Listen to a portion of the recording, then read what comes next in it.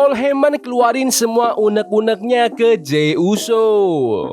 Gunther bersumpah akan hancurkan Pat McAfee. Sheamus comeback dan hajar Austin Theory.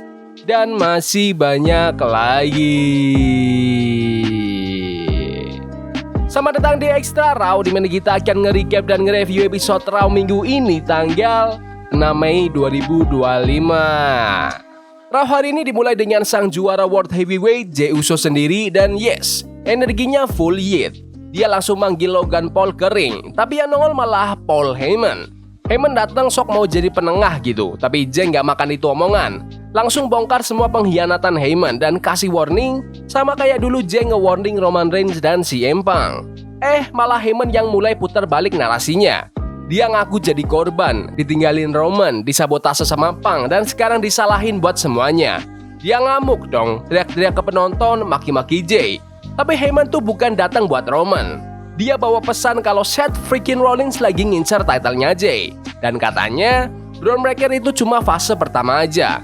Seth butuh title itu, dan menurut Heyman, Jey tuh nggak punya kendali kayak yang Seth punya.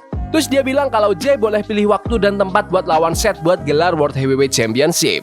Jey nggak pakai lama, langsung yeet. Hari itu juga, dan boom, main event langsung jadi panas. Backstage, Rollins sudah senyum-senyum. Dia bilang ke Heyman, tuh kan aku udah bilang. Sementara Heyman mulai nyusun strategi mereka. Gila sih, promonya Paul Heyman keren banget. Dia beneran ngebakar mic, teriak-teriak soal orang-orang yang nyalahin dia atas apa yang terjadi di WrestleMania. Tapi dari sisi Heyman, dia ngerasa dia punya alasan yang kuat buat semua tindakannya. Jadi dia bener-bener ngamuk karena ngerasa nggak dihargai.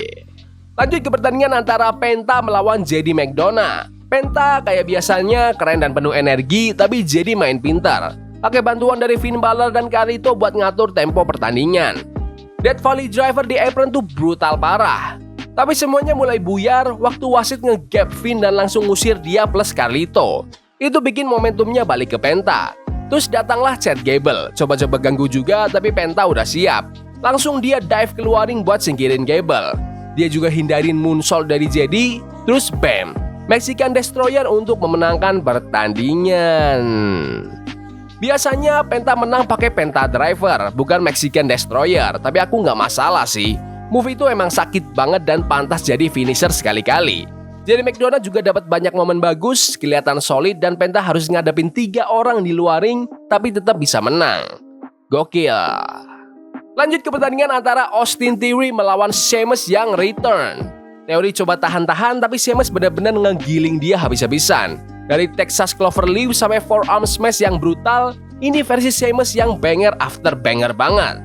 Theory udah teriak minta tolong ke Grayson, tapi yang ada dia malah di ghosting. Satu bro kick yang brutal dan selesai sudah. Sheamus menang, Theory terkapar dan Grayson cuma nonton partnernya dibantai dari pinggir ring. Kemenangan yang dominan dari veteran Sheamus buat nunjukin kalau dia beneran back in action setelah absen beberapa bulan. Austin Theory sempat ngelawan, tapi jelas ini buat ngangkat nama Sheamus lagi. Feelingku sih Grayson Waller dan Austin Theory bakal bubar bentar lagi, terus mereka bisa jalan solo karir masing-masing. Di Clubhouse, JD McDonagh masih kesal karena kalah. Sementara Dom sama Raquel malah bilang mereka itu kangen Liv Morgan. Tiba-tiba AJ Styles datang langsung kasih peringatan. Dia nggak peduli siapa yang bakal menang Intercontinental title di Backlash, tapi AJ kasih tahu kalau dia bakal ngejar gelar itu. Becky Lynch masuk ke ring buat promo. Dia bilang udah ngebuang sampah yang bernama Bayley dan nyebut Lyra Valkyria sebagai daur ulang. Tapi Lyra nggak ciut. Dia bales, nuding Becky udah mulai malas, cuma ngulang-ngulang dan nahan orang lain buat naik. Bukannya bantu mereka berkembang. Lyra pamer pencapaian, juara Women's IC pertama. Jumlah pertahanan gelarnya lebih banyak dari jumlah penampilan Becky tahun ini. Becky langsung lempar pukulan pertama, tapi Lyra yang ngebales terakhir. Dia hantam Becky pakai shoulder tackle, banting ke barikade, terus kasih Nightwing buat nutup segmen ini. Segmen ini keren sih buat nunjukin kalau Lyra Valkyria nggak bakal ciut ngadepin Becky Lynch. Rollingnya juga cukup seru. Aku rasa Becky punya peluang buat menang di Backlash nanti, tapi segmen ini bikin Lyra kelihatan kuat banget. Lanjut ke pertandingan antara Io Sky melawan Roxanne Perez. Pertandingan antara Roxanne dan Io tuh cepat, atletis, dan bolak-balik seru banget. Kakinya Io yang cedera emang agak ngehamba dia, tapi nggak cukup buat bikin dia nyerah. Mereka saling tukar-tukar pin, tapi di akhir Io berhasil ngebalikin momentum dan memenangkan pertandingan. Setelah itu Roxanne ngulurin tangan tanda respect. Io nerima, tapi tiba-tiba Giulia muncul, langsung nyerang Io dari belakang, dan makin kacau, Giulia dan Roxanne kompak buat hancurin sang juara. Pertandingan yang keren banget dari dua pegulat wanita terbaik di WWE saat ini. Aku suka gimana Io Sky konsisten nge-sell cedera kaki kanannya sepanjang pertandingan. Itu bikin ceritanya lebih kuat. Lanjut ke pertandingan antara Rusev melawan Otis. Otis awalnya kasih perlawanan yang lebih dari dugaan Rusev, tapi Rusev gila, serangannya keras banget. Spinning heel kick, standing drop kick, Otis sampai mental. Otis sempat bangkit dan kasih pukulan, tapi sekali Accolade dikunci, Rusev memenangkan pertandingan. Habis pertandingan, Rusev ngamuk. Akira Tozawa di powerbomb, Otis dilempar ke tiang 2 kali. Accolade yang kedua bikin Adam Pearce harus panggil ofisial buat nahan Rusev. Aku kira Rusev bakal balik sebagai babyface, tapi ternyata enggak. Dia balik ke mode heel, dan emang itu peran yang terbaik buat dia. Yang lucu, para ofisial langsung keluar buat nahan Rusev, tapi tadi waktu Io diserang Giulia dan Roxanne, kok nggak ada yang peduli. Lanjut ke segmen promo antara Pat McAfee dan Gunther. Harusnya segmen ini profesional ya, spoiler nggak sama sekali. Gunther coba tetap kalem, tapi Pat malah ngingetin kalau Gunther udah kalah dari Sami Zayn dan Jey Uso. Dan sekarang, Pat datang buat buktiin kalau aura Gunther itu udah mulai retak. Senyum Gunther langsung hilang. Dia balas bawa-bawa ulang tahun anak perempuannya Pat. Terus janji bakal gebukin Pat sampai nggak bisa nafas, dicekik kayak handuk basah, dan ninggalin ring tanpa ampun. Promonya Pat McAfee emang selalu mantap. Dia tuh natural banget di mic dan gampang disupport karena kelihatan banget cintanya sama dunia gulat. Tapi Gunther juga nggak kalah keren di sini. Dia nunjukin kalau dia masih monster, dan perkataan Pat justru bikin Gunther makin serius.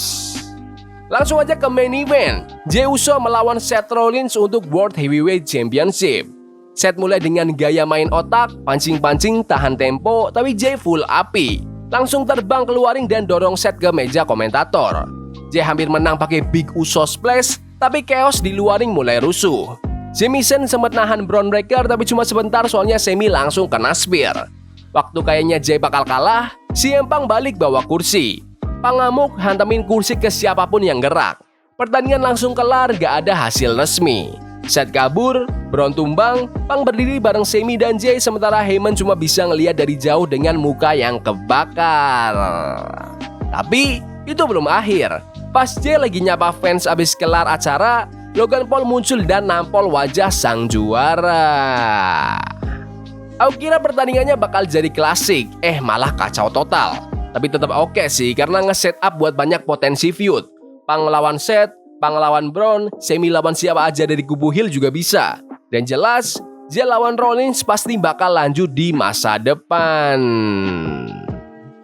Aku enjoy Raw minggu ini. Mereka benar-benar niat ngebangun hype buat Backlash dan ngelanjutin storyline penting di Raw. Kualitas pertandingannya juga solid banget sepanjang acara, dan penontonnya di Omaha juga keren parah. Ngaruh banget ke atmosfer acaranya. Aku bakal kasih prediksi buat Backlash nanti minggu ini, mungkin nunggu SmackDown dulu, siapa tahu ada tambahan pertandingan lagi. Tapi menurut kalian gimana Raw minggu ini? Bagus? Gak bagus? Komen di kolom komentar. Yaudah gitu aja video hari ini. Jangan lupa like dan subscribe ke channel ini, karena aku pengen 15.000 subscriber di bulan ini. Tolong bantu. Yes boy, see you. Love is a game we play incognito. Forbidden fire on Nico. Burning for love we can.